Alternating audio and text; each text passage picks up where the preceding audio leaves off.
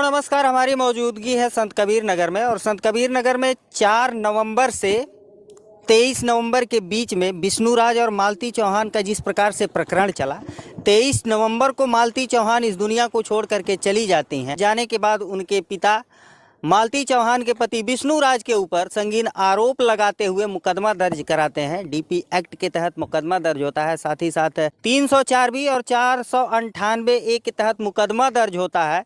इस संबंध में हमारे साथ मालती चौहान के वकील अपनी टीम के साथ हैं, इनसे खास वार्ता करेंगे क्योंकि कहीं ना कहीं 1 महीने का समय बीत गया है। क्या चल रहा है इस मामले में?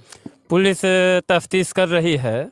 जिस दिन से एफआईआर दर्ज हुआ है, डे बाय डे पुलिस अपना काम कर रही है। इसी क्रम में पुलिस द्वारा अभियुक्त की गिरफ्तारी की गई है और अभियुक्त गिरफ्तार होने के बाद माननीय न्यायालय में पेश किया गया था। पेशी के उपरांत माननीय न्यायालय द्वारा उसे जेल भेजा गया और पिछले दिनों माननीय सीजीएम कोर्ट में जमानत के लिए अर्जी विष्णु कुमार के द्वारा दाखिल की गई थी, जहां से माननीय सीजीएम कोर्ट की अदालत के द्वारा उसे बेल का पात्र न पाते हुए उसकी जमानत याचिका को निरस्त कर दिया गया था। जमानत याचिका लोअर कोर्ट के द्वारा निरस्त होने पर विष्णु कुमार के द्वारा माननीय सेशंस कोर्ट में बेल के लिए एप्लीकेशन फाइल की गई है, जिस पर बीते दिनों डेट थी और कतिपय कारणों से सुनवाई न हो पाने के कारण अगली तारीख मुकर्रर की गई है। अगली तारीख कौन सी तारीख? 19 तारीख। 19 तारीख को क्या लगता है कि विष्णुराज की जमानत हो जाएगी? बिल्कुल अभी इस पर कहना मुनासिब नहीं है, क्योंकि पुलिस तमाम साक्ष्य संकलन कर रही है। प्रकरण अन्वेषण के अधीन है। विवेचनाधिकारी महोदय जैसी रिपोर्ट प्रस्तुत करेंगे और माननीय न्यायालय के दृष्टिकोण में जैसा उचित पाया जाएगा उस तरीके का निर्णय माननीय न्यायालय लेगी। वादी की तरफ से फर्स्ट इंफॉर्मेशन रिपोर्ट में क्या ऐसा दिया गया था कि उसमें मुकदमा दर्ज हुआ है? दिवंगत मालती चौहान के पिता श्री दीपचंद्र जी के द्वारा प्राथमिकी दर्ज कराई गई थी और उसमें कंटेंट्स ये थे कि शादी होने के बाद जब वो अपने ससुराल में गई तभी से इंटायर फैमिली के द्वारा उससे डिमांड ऑफ डाउरी की जाती थी। दहेज के लिए प्रताड़ित किया जाता था।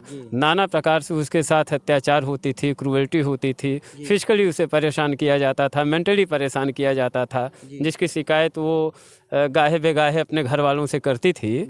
और उसके पिता चूँकि काफ़ी गरीब हैं, मायका पक्ष उसका काफ़ी गरीब है और हर बेटी का बाप ये चाहता है कि उसकी बेटी ससुराल में स्थायित्व रहे, खुशहाल रहे। इस नाते वो लोग चुप लगा जाते थे कि हो सकता है उसकी स्थितियों में कुछ सुधार हो, लेकिन ऐसा नहीं हुआ और 23 नवंबर 2023 को हम लोगों की ये दुखद घटना सुनाई दी।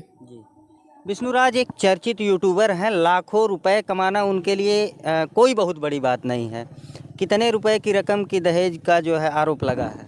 ये तो प्राथमिकी में स्पष्ट तौर पर दीपचंद्र जी ने बताया है और दीपचंद्र के स्टेटमेंट में है, लेकिन यह जरूर है कि विष्णु कुमार का संपूर्ण अगर कथानक देखा जाए और उसकी भूमिका को देखी जाए तो निश्चित तौर पर उसने डिमांड ऑफ डाउरी को लेकर के टार्चर किया है और 23 नवंबर को उसी के अत्याचार के कारण मालती चौहान अब इस दुनिया में नहीं है। वहीं उनके पिता ये भी आरोप लगाते हैं कि विष्णुराज के साथ साजिश में कई और लोग शामिल थे।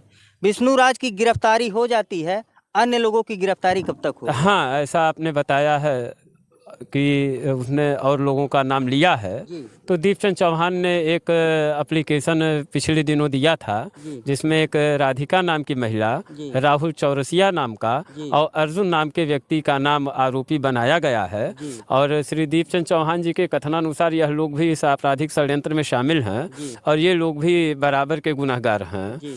संपूर्ण मामलों पर ये एप्लीकेशन प्रार्थना पत्र दीपचंद चौहान के द्वारा पुलिस उच्चाधिकारियों को प्रेषित किया गया था और मुझे पूर्ण विश्वास है कि उसकी इस एप्लीकेशन पर पुलिस गंभीरता पूर्वक साक्ष्य संकलन में जुटी होगी। विष्णुराज के सहयोगी अगर गिरफ्तार होते हैं तो कौन कौन सी धाराएं लग सकती हैं? अगर वो बराबर के दोषी पाए जाते हैं निश्चित तौर पर तो जो धाराएं विष्णु कुमार के ऊपर लगी हुई हैं, अन्य आरोपियों के ऊपर भी वही धाराएं लगेंगी और चूंकि वो इस षड्यंत्र में शामिल रहे हैं तो निश्चित तौर पर उनके ऊपर एडिशनल चार्जेस भी फ्रेम होने हैं। 120 के तहत 120 बी आईपीसी के तहत भी वो दोषी हैं।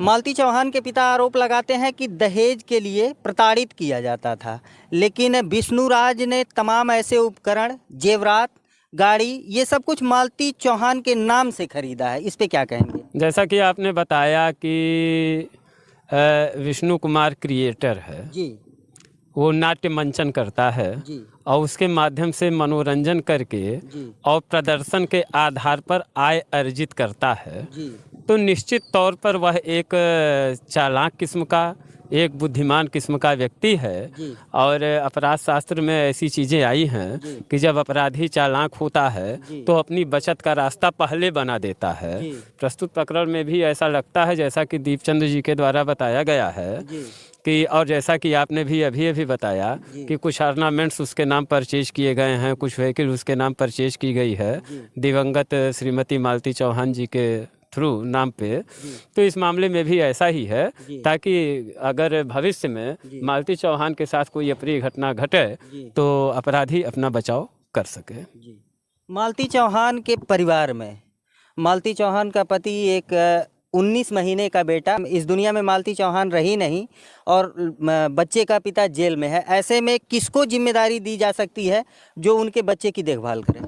चूँकि मालती चौहान के पिता श्री दीपचंद्र जी हैं जी और अगर मालती चौहान के ससुराल पक्ष के लोग जी उसकी देखभाल करने में अक्षम हैं, जी तो निश्चित तौर पर दीपचंद चौहान जी उसके गार्जियन हैं जी बच्चे की, जी और उन्हें पालन पोषण का पूरी तौर पर उसकी गार्जियनशिप का, उसकी शिक्षा दीक्षा का जी हक है।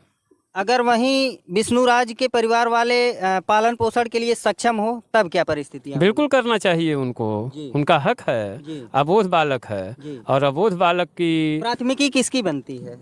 प्राथमिकी सबकी बनती है। जी किसी भी जो कि नीडी पर्सन है, जी जो कि ज़रूरतमंद है, जी प्रत्येक व्यक्ति को अपने दायित्व की कर्तव्य पालना की परवाह करनी चाहिए और अपना कर्तव्य पालन करना चाहिए। अगर दोनों पक्ष आपस में उनका टकराव हो जाता है और वो कहते हैं कि मैं पालन पोषण करूंगा और वो कहते हैं कि मैं पालन पोषण करूंगा, दोनों पक्ष अगर आपस में टकराव कर लेते हैं तो ऐसे में न्यायालय किसके पक्ष में फैसला कर सकता है? सही आपने फरमाया, अगर कोई विवाद की स्थिति गार्जियनशिप को लेकर के होती है जी तो दोनों पक्षों को इस बात के लिए आवेदन माननीय कोर्ट में देना चाहिए जी और कोर्ट इस बात को तय करेगी कि दोनों में से कौन सा व्यक्ति कैपेबल है जी जो कि बेहतर तरीके से उस अबोध बालक की, अबोध शिशु की देखभाल कर सकता है।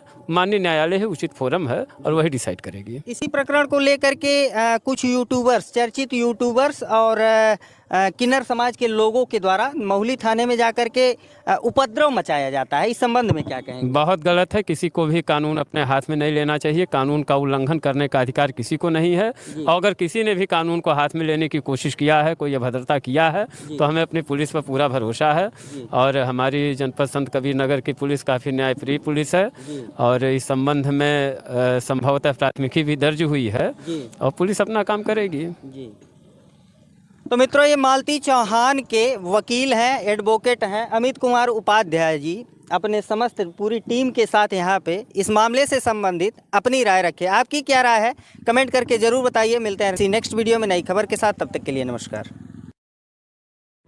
अंदर से तो है ये स्टार,